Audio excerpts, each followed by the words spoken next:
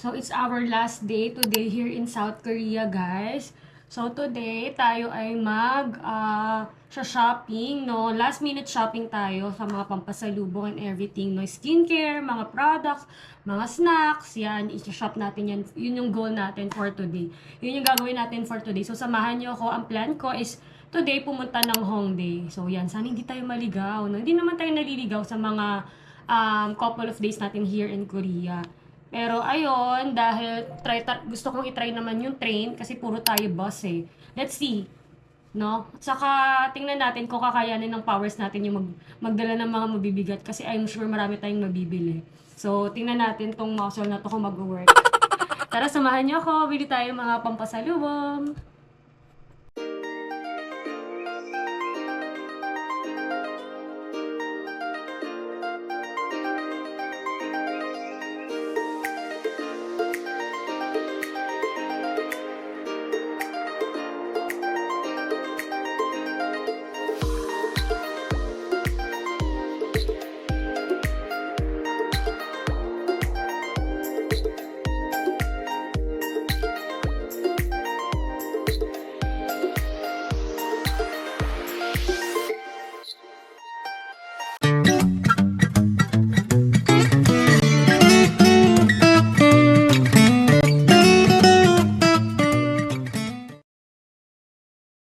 Hi guys!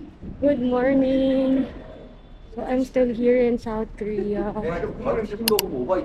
Yan. So, kalabas ko lang ng hotel and yan, pupunta tayo ng grocery ngayon. Check tayo ng mga pampasalubong. You know what's the weirdest thing I've experienced here in Korea? Itong weather na to.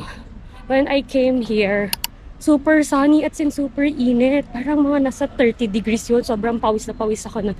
Alam niyo yun sa mga nakapanood ng vlog ko na sobrang pawis na pawis ako noon na nasa airport pa lang ako. Then yun, after noon, umulan naman. Diba, pumunta tayo ng Nami Island. Ay, no, ng Ensol Tower. Pumunta tayo Ensol Tower. It's super grabe. As in, sobrang ulan. Talagang parang hindi ko alam, ang weird talaga. Buti na lang merong payong dun sa hotel. At least nakapaghiram tayo ng payong dun. Then after that, couple of days, super lamig naman. Like ngayon, mainit pero malamig yung temperature niya. As in, parang nasa Baguio feels. Then pagkagabi, yun, grabe super lamig.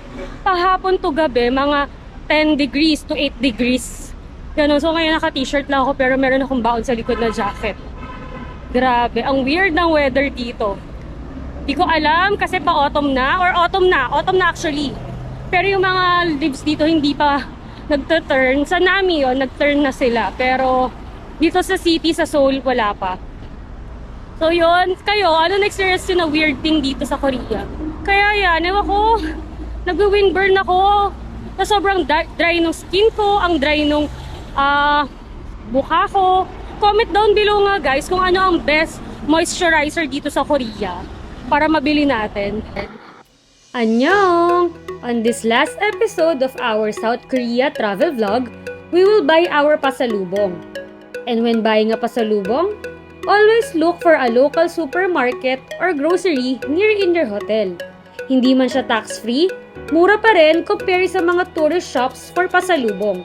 And of course, hindi mawawala sa ating list to buy kimchi and ramyeon. Next up, K-Beauty Essentials. One of the leading shops here in Korea in terms of skincare is the Olive Young. They have a wide variety of skincare and makeup brands. If super deals naman ang hanap mo, dito ka sa Damas Shops who offers deals like buy one take one at hindi lang skincare products ang meron dito ha. Snacks and this Korean red ginseng tea are available here for a cheaper price.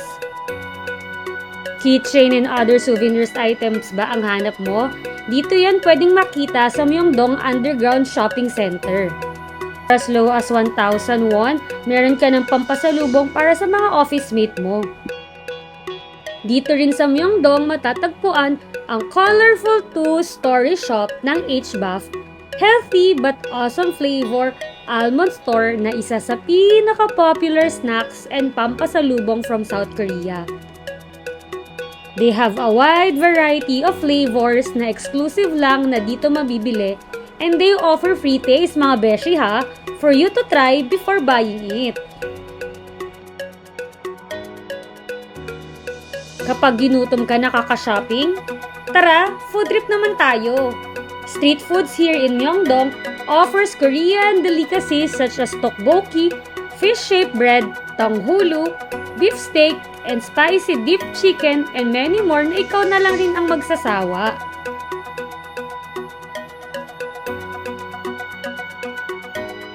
Or baka naman Korean barbecue ang trip mo.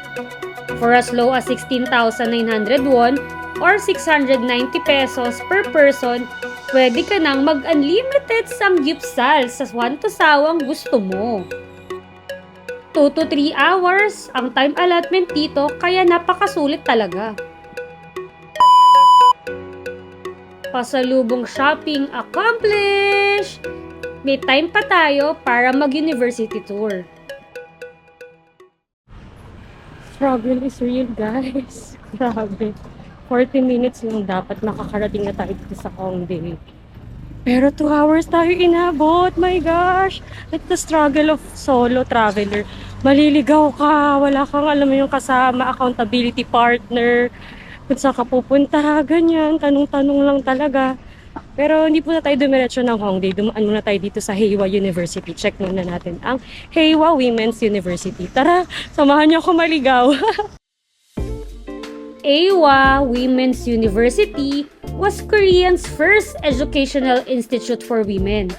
It was founded in 1886 by Mary F. Sacron, an American missionary from Methodist Church. The school name Haewa was bestowed by the Emperor Gohong, the 26th king of the Joseon dynasty, during 1863 to 1907. And Haewa Women's University is also the largest university for women in South Korea. And now, let's go to Hongdae. This is the place for young and fun vibes. Ang daming street performance dito, lalo na kapag gabi. Grabe yung energy ng crowd. Mostly ng mga performers dito ay mga estudyante coming from the Hongdae University. Ang dami rin pang unique shop dito. Check this out guys ang quirky at fashionable na mga damit dito na abot kaya lang. Starting at 10,000 won or 400 pesos. Student-friendly ang mga prices dito dahil napapaligiran niya ito ng mga different universities. Or personalized souvenir ba ang bet mo? Try this K-pop fan art na ilang minutes lang, may sarili ka ng caricature. Made in Korea. Phone cases and accessories, marami din dito. Plus, budget-friendly pa. Actually mga beshi, nakabili nga tayo dito ng ating souvenir. Hi guys! So, nasira yung case ng phone natin. So, meron tayong instant souvenir. So, bili tayo ng case here in Hongdae.